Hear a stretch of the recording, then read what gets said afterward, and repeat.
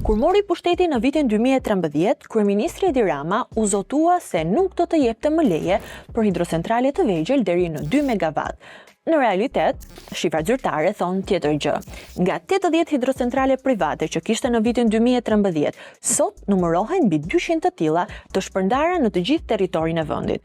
Të dhënat nga 61 bashkitë tregojnë se gjatë kësaj periudhe janë në funksion 211 hidrocentrale, ndërsa 24 të tjerë janë në proces ndërtimi.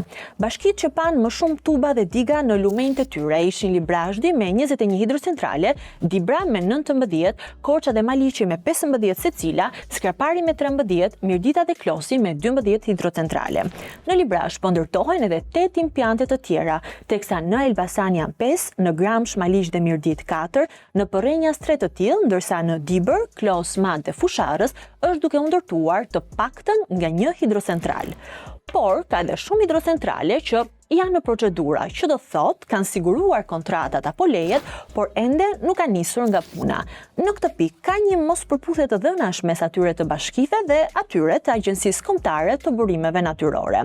Sipas kësaj agjencie, janë në fakt rreth 152 hidrocentrale në procedura, ndërsa bashkitë na flasin për 44 të tilla. Por, AKBN-ja mban në regjistra edhe projekte që janë rrëzuar me vendim gjykatash apo projekte të cilat rezultojnë në zona të mbrojtura. Të tilla janë rastet e Kalivaçit, të Shushicës apo të Poçemit. Si statistik, prej vitit 2010 çdo vit u ndërtuan dhe u vënë në punë të paktën 14 hidrocentrale. Nga e gjitha kjo mori projektesh, ata që janë prekur më shumë kanë qenë komunitetet lokale.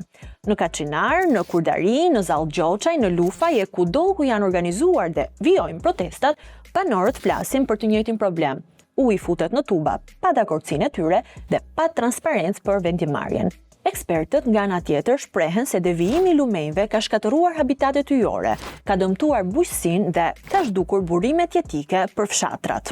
Shumica e këtyre projekteve kanë një efikasitet të ulët energjetik, por ndikim të lartë ekologjik. Ndaj historia e hidrocentraleve në Shqipëri nuk është vetëm histori energjie, është historia e ujrave, e komuniteteve dhe një model i zhvillimi që në fakt vijon të prodhojë konflikt.